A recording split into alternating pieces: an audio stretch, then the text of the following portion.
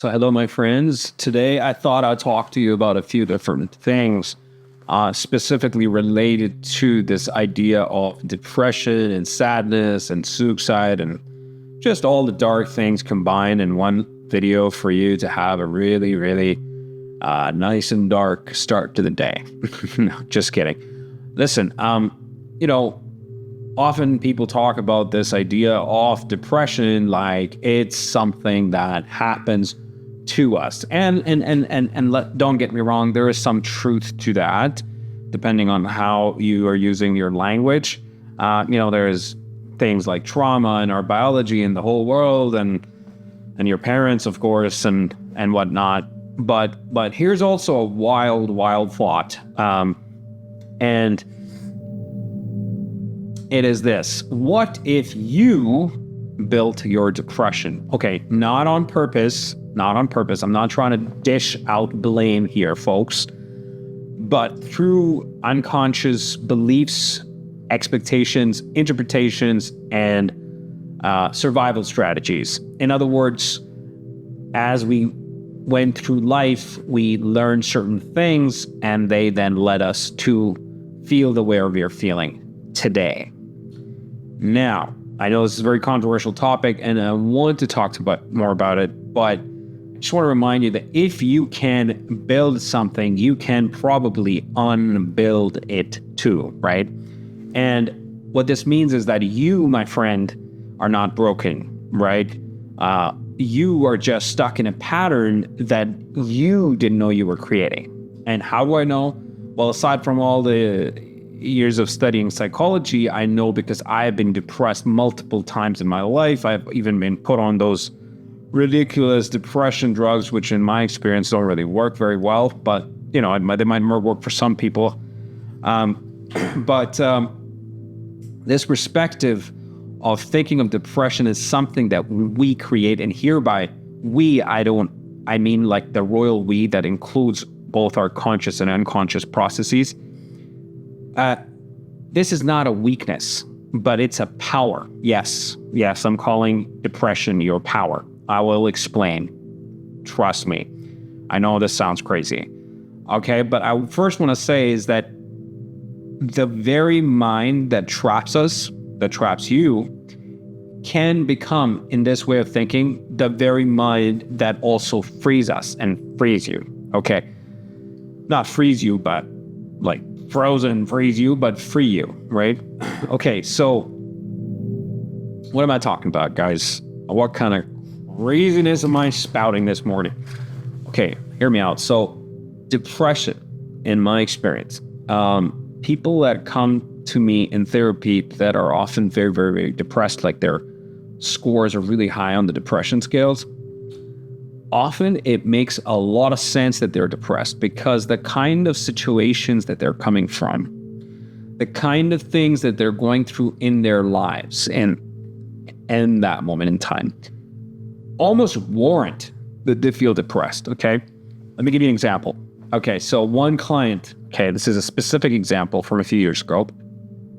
This woman comes to me, very, very high depression scores, and the scores remain pretty high for a couple of months straight, okay? And she feels good at the end of sessions, but by the time she comes back for the next session next week, depression scores are back up.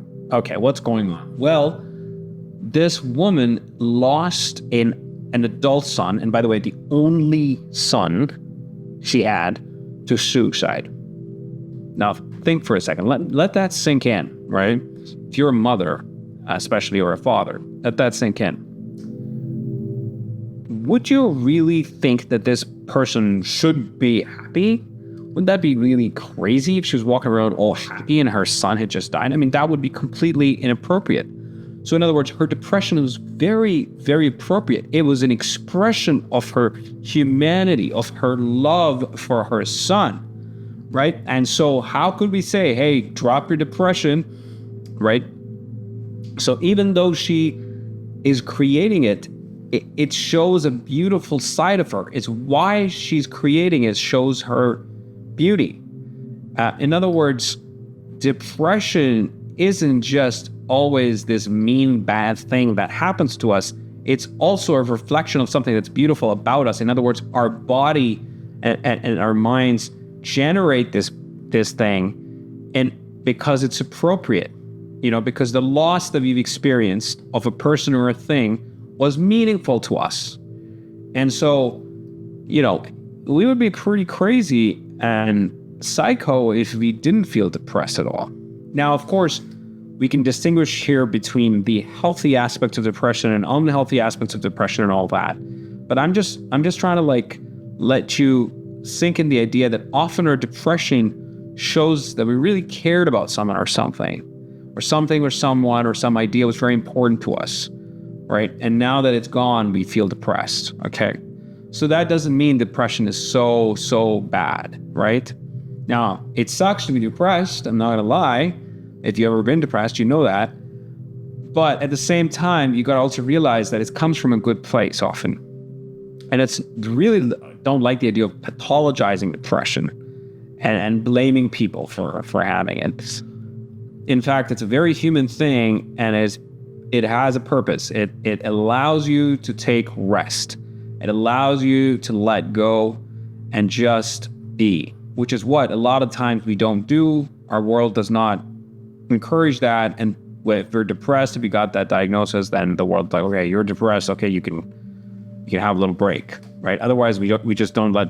We say that slavery is banned, but a whole other kind of slavery still exists. Anyways, I'm not going to go into social critiques here, but sticking to the idea of depression, let's now explore the healthy versus unhealthy aspects of depression. There's clearly a healthy aspect to depression. Like this person, when she lost her son, it was completely healthy that she was feeling a sense of sadness. In fact, if she didn't feel sad, I think that would be unhealthy. However, in almost all cases of depression, there's also an unhealthy side to depression, and that side is not just a sense of sadness for what happened, but also our own interpretations and distortions and expectations about what happened. In other words, she's not just, it's appropriate to feel that she lost her son, but a part of her mind is now going to say, oh, you're a bad mother. That's why your son committed suicide. Okay, now that's the unhealthy part of depression. It's the part of the unhealthy part that's putting her down. Instead of seeing it as an event in the universe that was not out in her control, it's like, oh, you were the reason he died. You were not a good mom. You failed him. You piece of this, you piece of work, all these put downs that start to come up. And so now that's the unhealthy part of depression, which is the unrealistic, distorted part that almost always puts people down, makes them feel less than, this is one of the reasons people are driven towards suicide and depression, is because they start to feel that they are a burden on the world, that they are such a worm, that they shouldn't be, around here, et cetera, et cetera. So yes, we got to acknowledge the beauty and the healthy part of depression, which is the healthy sadness aspect of it, which is related to what actually happened. But we also got to be able to distinguish the unhealthy part, and slowly and with much empathy and care and with time, let the person see that there is an unhealthy side to it too, which might be teaching you something or giving you some lesson, but more often than not, it's the unhealthy part, and it's dangerous, and it's egotistical, and it often will prove fatal in some cases. So yes, you are in some ways creating a depression. Your depression has a purpose. It's not all crazy, and it's not all disease, but there is an aspect of it which is very, very unhealthy, and that's what we work on in therapy. Now, having said that, if you're going through this right now, my friend, my heart goes out to you, because like I said, I've gone through depression many times in life, and it's not fun, and I have been helping people with this problem, and trust me, it's not fun for these people going through it. However, there is a way to get through it, and no, I'm not talking about you quitting on yourself or your family and the world. I'm talking about the way through it is through therapy, through good therapy with a professional. Now, if you can't afford it, there are options. Like, for example, here in Ontario, we have the Ontario Structured Psychotherapy Program. You also have a lot of internet resources, right? You can even nowadays use certain kinds of artificial intelligence, although you have to be kind of careful in your research that they can help you, like with listening and stuff. And finally, if you can afford it, or if you have insurance through work and other means, you can get a professional psychotherapist and work with them in a long-term way to get yourself through this and then beyond, right? Now, if you are going to go to psychotherapy, please don't expect miracles, although I'll tell you, miracles do happen. Yet also to remember that if you are hoping to grow a fig tree, it takes a little while. If you're trying to grow an onion plant, well, sure enough, it takes a few weeks. But I'm sure you're not trying to grow onions here. You're looking for long-term mental clarity and wellness. So that's the case. Find a good professional near you, do some research, and please take care of yourself. You're not alone in this. Suffering exists. That's the number one truth about existence.